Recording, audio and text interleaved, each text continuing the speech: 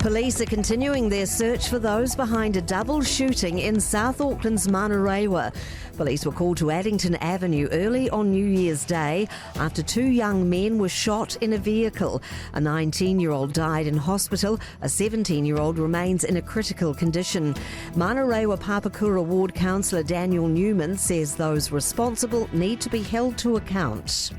I want anybody who has information about this incident to come forward and to cooperate. Anybody who may have witnessed this or who has information needs to support the police. Thousands of rescuers are in a race against time to find survivors of a New Year's Day earthquake in Japan. At least 84 people died in the 7.6 magnitude quake.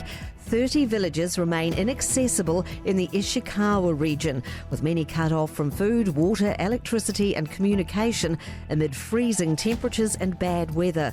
Emergency responders say survival rates drop significantly after 72 hours. Te Pāti Māori says the new government's anti-Māori policy is drawing the world's attention.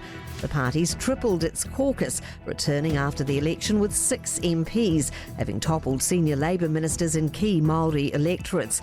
Co-leader Debbie Ngarewapaka says the new government isn't acting in the interests of Māori and describes it as a shameful period in New Zealand history. We have more interviews internationally now than even domestically, and the world is watching, actually in horror, at the way that this government has gone out and attacked.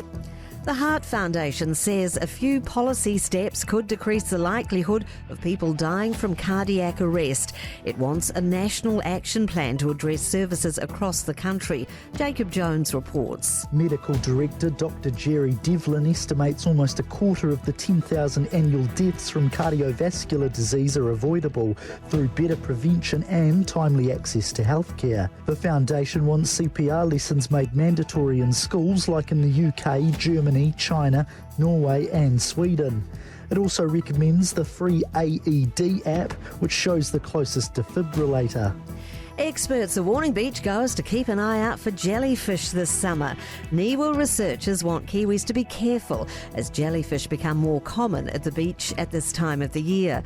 They say stay near the surface looking for food, but with weak directional powers, they sometimes gather in dense groups and get stranded on beaches. Researcher Dr Dennis Gordon says common species like the lion's mane and spotted jellyfish pack a powerful sting. Avoid hot water, avoid peeing on it as well. It used to be considered the way to go. The very best way to treat a fresh sting is to flush the stung area vigorously with salt water. Thanks for checking out our YouTube channel. To stay up to date with all the latest news from the New Zealand Herald, click the subscribe button below or check out one of the videos here and head over to nzherald.co.nz for more details on these stories and more.